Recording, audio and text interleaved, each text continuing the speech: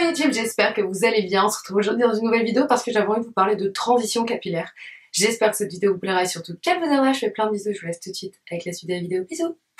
Alors dans un premier temps, j'avais envie de dire que je ne suis pas spécialiste encore de la transition capillaire. Je ne suis pas spécialiste de produits bio, bonne compo, etc. Justement, en fait, je fais cette vidéo parce que je débute également ma transition capillaire et je trouvais ça assez intéressant de parler de mes difficultés, etc.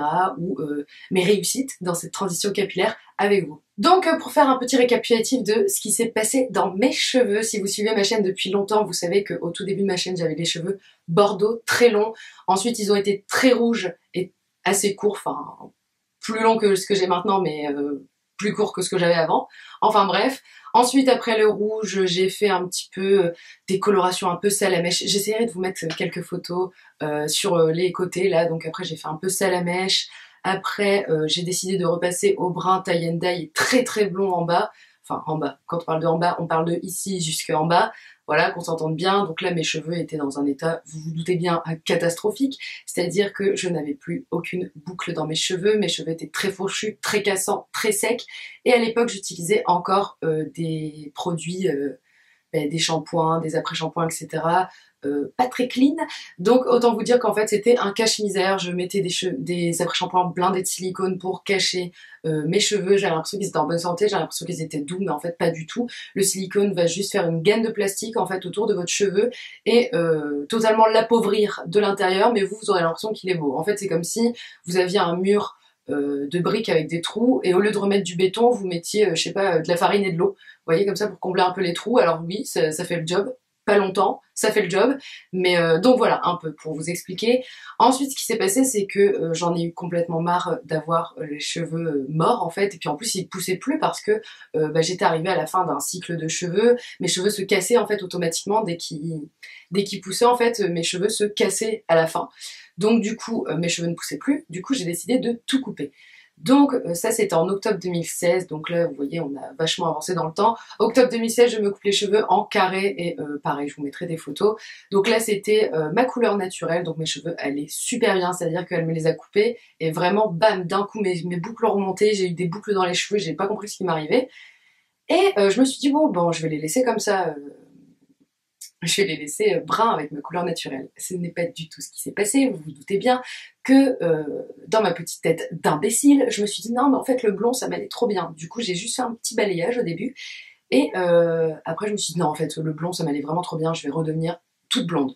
Donc j'ai fait une vidéo sur ma chaîne, il est là le petit, j'ai fait une vidéo sur ma chaîne qui a atteint les 60 000 vues et j'hésite vraiment à l'enlever parce que les conseils que je donne dedans ne sont pas très air friendly, vous voyez, genre c'est pas très bon pour les cheveux. Après voilà, on sait très bien quand vous avez une coloration, une décoloration, etc. c'est pas bon pour les cheveux, enfin je veux dire les gens qui ne sont pas au courant, je sais pas trop comment ils font.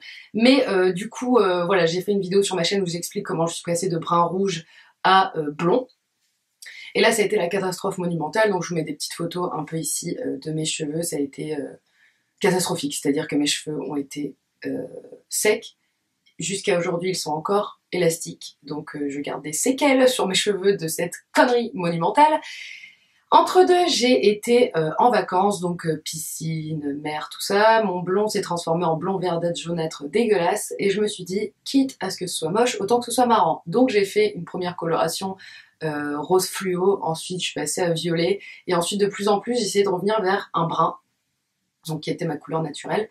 Et je n'y suis pas arrivée avec juste des produits repimentants, tout ça. Donc ce que j'ai fait, c'est que j'ai appliqué une coloration vraiment que sur la fin de mes cheveux. Donc en fait, là, ce que vous voyez, mes cheveux, c'est mes cheveux naturels jusqu'ici. Voilà, tout ça, c'est pas des cheveux qui ont... Enfin, ça, c'est des cheveux tout neufs, tout beaux, tout propres.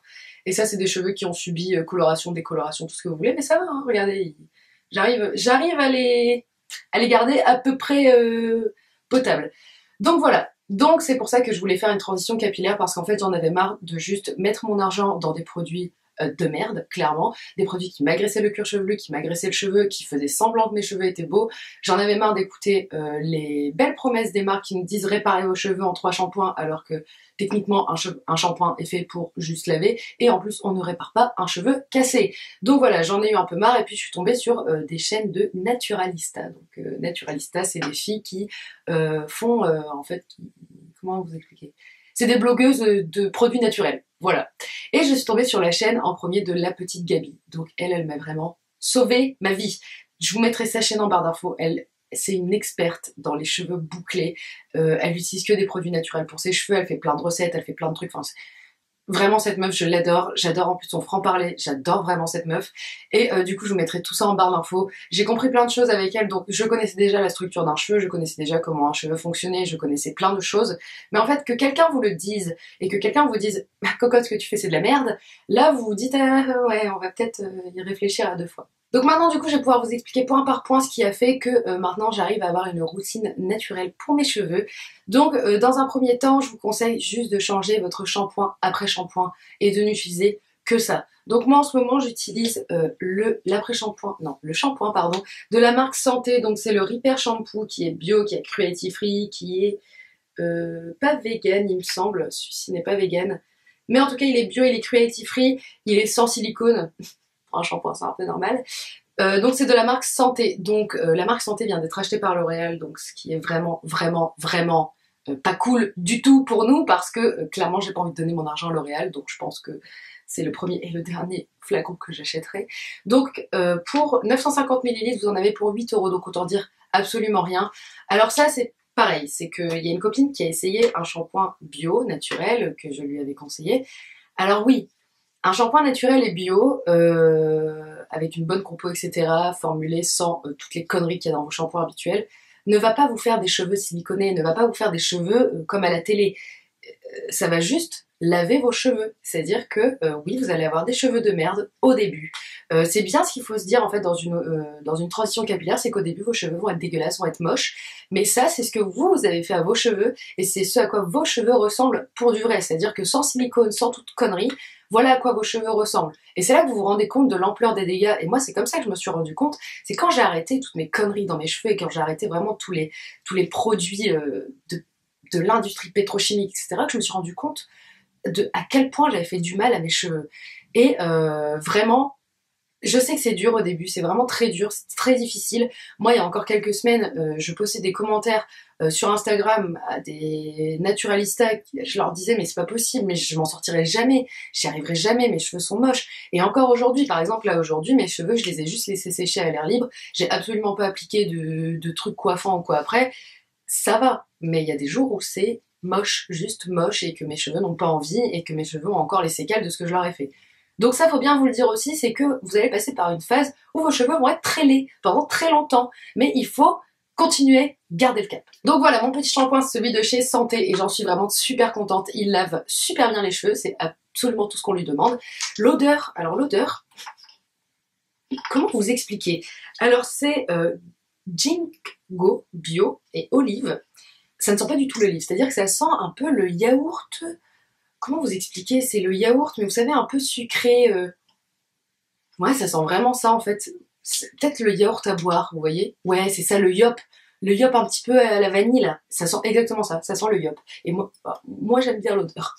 Donc en ce moment j'ai plus d'après-shampoing parce que j'avais celui de la marque Coslis que je vous mettrai juste là, et je l'ai absolument pas du tout aimé, c'est-à-dire que c'est un après-shampoing donc qui fait des beaux cheveux, hein, sans silicone, sans tout ça, mais le problème est que il fallait 6 à 7 minutes pour que j'arrive à le rincer sous la douche, et je trouve que écologiquement parlant 6 à 7 minutes déjà c'est une perte de temps, et en plus pour la planète c'est pas du tout bon, c'est du gaspillage, enfin voilà.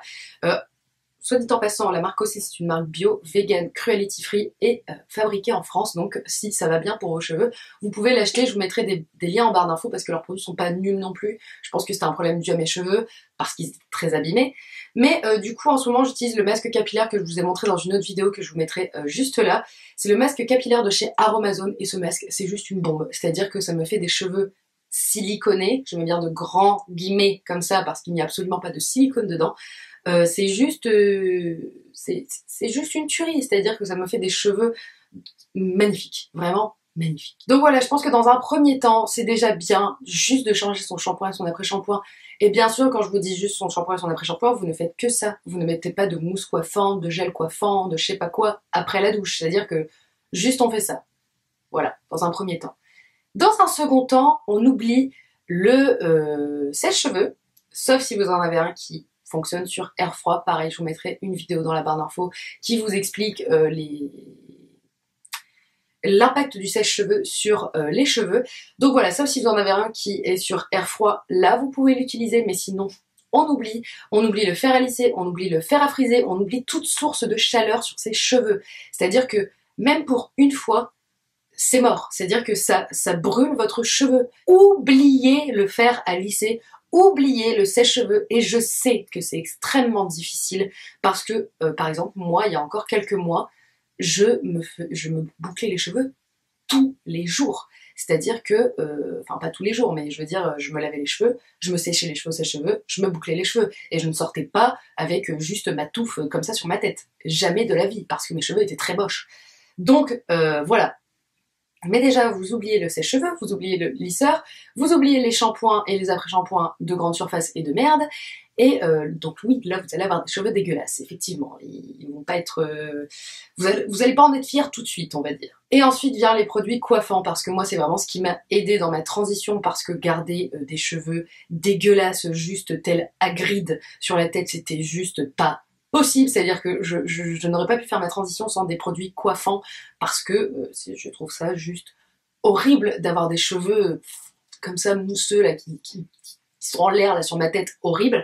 Donc du coup ce que j'ai fait, c'est que j'ai acheté le Boost Curl des Secrets de Loli, voilà, qui a été recommandé par la belle boucle, que je vous mettrai dans la barre d'infos. Je vous mettrai aussi sa vidéo sur Insta TV où elle explique comment elle utilise ce petit produit. Donc voilà, en fait c'est une gelée coiffante pour cheveux bouclés. Donc je vous laisserai tout en barre d'infos, elle explique comment on l'utilise, etc. Et ce truc, c'est juste une tuerie. Alors ça coûte super cher, hein. Ça coûte genre 20 balles ce petit tube, et il faut quand même en mettre pas mal.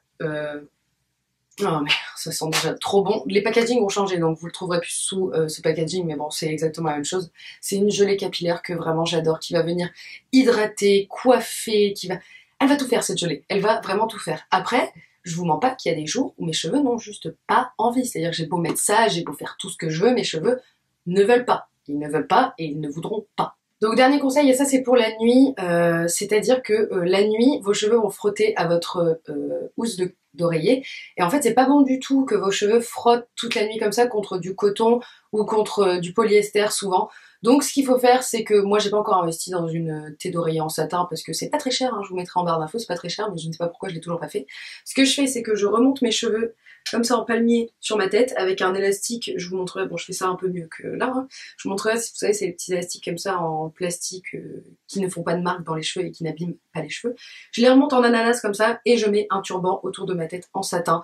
Quand j'ai le temps, quand j'ai pas le temps, je les laisse juste, hop, pendre sur le dessus de ma tête. Je vous avoue que après, je le fais pas tous les soirs non plus, voilà, je suis pas une super bonne élève, mais j'essaye de le faire le plus souvent possible, ou bien je prends juste mon foulard en satin et je l'attache autour de mon oreiller, puis boum, je dors dessus, comme ça fait moins de frottement. Vous voyez, hier c'est ce que j'ai fait, j'ai mis un turban et là mes boucles sont toujours aussi jolies, enfin, aussi jolies.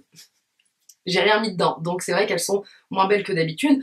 Et dernier conseil, et pas des moindres, c'est laisser vos cheveux tranquilles. C'est-à-dire que non, vos cheveux ne sont pas parfaits, vos cheveux ne seront jamais aussi parfaits que vous le voulez. Vos cheveux ne peuvent pas être comme des cheveux brushingés de chez le coiffeur, ce n'est pas possible, sauf vraiment si vous avez beaucoup de chance.